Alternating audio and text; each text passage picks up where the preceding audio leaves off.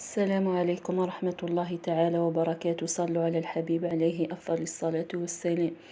البنات جبت لكم وصفة العجينة السحرية لاباط ماجيك. درنا بها وصفة الكعكات مسكرين وتشارك، يعني تجي ما شاء الله كما راكم تشوفوا معايا هنا. قسمت لكم حبة، شوفوا يعني الطراوة نتاعها والحشو من الداخل كيفاش معسل ما يجيناش يابس. شوفوا يعني تجي ما شاء الله. نبداو على بركة الله في المقادير. هنا اي كاس تكيلوا به، يعني الكمية اللي تحبوها. انا كيلت بالكاس هذا، درت كاس حليب وكاس زبدة ذايبة وكاس زيت ومغرفة فاني ورشة ملح، ولازم نخلطوا الخليط نتاعنا مليح كما راكم تشوفوا معايا هنا. اي كاس نعاود ليكم تكيلوا به ولا غرفيه ولا تكملوا بها المقادير الكل. مانغارين ذايبه وبارده وحليب وزيت نفس الكاس. هنا بعد ما ضربتهم مليح حتى تولي الزيت ما تبانش والخليط نتاعنا يثقال، نزيدوا الفارينة بالتدريج. لازم البنات تضربوا الخليط مليح حوالي 5 دقائق، كان تبقى الزيت تبان من بعد العجينة تطلق لكم الزيت. ضربوه مليح ونبداو نزيدو الفارينة بالتدريج كما راكم تشوفوا معايا حتى نتحصلوا على عجينة تكون طرية وملساء، من يبسوهاش. ونخلوها ترتاح من حوالي ساعة حتى لساعتين. انا درتها في الليل والصباح خدمتها. اللي عندها الوقت، اللي ما عندهاش الوقت يعني تخليها ترتاح ساعة وتخدم بها عادي. هنا هاني نلم فيها وتعطينا كمية لبس بها. أنا الكمية هذه عطت لي حوالي 40 حبة، وزنتهم وزن 30 غرام. ما كنت تشوفوا معي هنا نديرها في كيس بلاستيكي ونحطها في مكان يعني في الثلاجة حوالي ساعة. هنا نروحوا للحشو. عندي 2 كيسان ونص كاوكاو. وانا البنات للامان حشا الكاوكاو جاني 35 كورية. نتوما باش تحشي لكم 40 حبة ديروا 3 كيسان.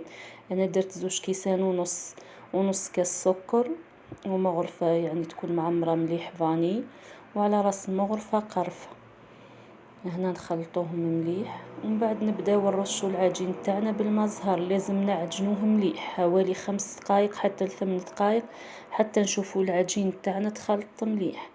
وهنا نزيدو مغرفة زبدة طرية، تكون مغرفة صغيرة تاع زبدة طرية، ونبداو نعجنو في الخليط حتى يتعسل الخليط ويكون طري. نخلوه حتى هو يرتاح حوالي من نص ساعة حتى لساعة، يعني نديروا العجينة ونديروا الحشو نخلوهم يرتاحوا ومن بعد نبداو نخدموا. تشوفوا هنا كيفاش نتحصلوا على العجينة، يعني تكون طرية ومن بعد كي نخلوها ترتاح تشد روحها. هنا قسمت البولات هذو، يعني اللي ما عندهاش الميزان دير عينها ميزانها. انا الحشو درته 15 غرام والعجينة درتها 30 غرام. اللي ما عندهاش ميزان يعني دير عينها ميزانها. الحشو جاني 35 والعجينة جاتني 40 كما راكم تشوفوا معايا. هنا نبدا نحل. هنا بديت نشكل في التشاريك نتاعي. قسمتها نص درتها تشاريك ونص درتها كعكات كما راكم تشوفوا معايا. نحل الحشو نتاعي هذيك الكرية على شكل حربوش ونبدا نلوي كما راكم تشوفوا معايا. نلوي العجينه مليحه الحشو ونغلق الجوانب باش كي نديروهم يطيبوا ما يتحلوش، ونسوي الحربوش تاعنا يعني مليح. هذه حبه تاع الكعكات، ونحل بالموس الاطراف من جهه والجهه الاخرى ندخلها في وسطها كما راكم تشوفوا معايا. ولا تقدروا ديروا ثقب بالاصبع في الجهه الاخرى وتدخلوا الجهه الاخرى في وسطها. هنا نضغط عليه مليح باش ينغلق ونبدا نطلع في الجوانب كما راكم تشوفوا معايا هنا مليح، ونحطوهم في صينيه تكون مرشوشه فارينه، ولا تحطوا فيها من الاحسن ورق زبده يعني ما تلصقش وما كما راكم تشوفوا معايا. هنا بعد ما كملتهم هنا نروح لحبة التشاريك. هنا العجينة تاع الكعكات حليتها على شكل مستطيل صغير. التشاريك نحاولوا نطولوها ونرقوها شوية باش يجونا ذوك اللفات من الداخل. هنا نفس الشيء الحبة تاع الحشو يعني حليتها على شكل حربوش وندير في الوسط ونبدا نلوي كما راكم تشوفوا معايا. يعني طريقة سهلة ويعني تكملوا الكمية في لحظات. هنا كما راكم تشوفوا بعد ما نلويهم نديروا الاطراف، نرقوا في الاطراف وفي الوسط ما نمسوش باش يجينا الوسط خشين وفي الاطراف رقيق. انا هنا راح لي المقطع كيما طاب. البنات لازم تثقبوهم بالكوردو، الحبات الكل تثقبوهم بالكوردو باش ما يخرجوش لينا الحشو. ونطيبوهم على نار متوسطه، تحبوا تخلوهم يرتاحوا تحبوا لا. ومن بعد نطيبوهم لون ذهبي. هنا راني كيما راكم تشوفوا معايا يعني بديت نسكر فيهم.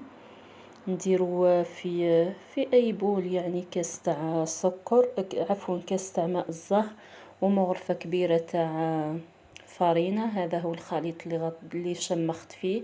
كاس ماء زهر ومغرفه كبيره فارينه وزوج مغارف سكر قلاص. نخلطوهم مليح ونغطسوا الحبه نتاعنا يعني ما تلحقش دقيقه، ندخلوها بركه ونخرجوها ونخلوها حوالي دقيقتين تنشف. ومن بعد نديروا السكر قلاص في الحاجه اللي راح نديرو فيها. اللي تحب تسكر في الساشيه دير في الساشيه، اللي تحب دير في باسينه كيما درت انا دير في باسين. نديرو كميه قليله من تحت ونحطوا الحبات تاوعنا بالخمسة بالستة، ما نكثروش. ونغطوهم يعني كيما يقولوا ندفنوهم في السكر قلاص. نغطوهم مليح ونخلوهم حوالي من 5 دقائق حتى ل10 دقائق كما راكم تشوفوا معايا هنا حتى يتشربوا. وكل ما البنات تنحوا الحبات عاودوا السكر غربلوه وديروا حبات واحد اخرين. هنا التزيين يبقى اختياري، نتمنى يعجبوكم وتجربوهم. انا كل وحده كيفاش زينتها. ودمتم في رعاية الله وحفظه. الى وصفة اخرى ان شاء الله، ونقول لكم مسبقا صحة عيدكم وبقوا على خير.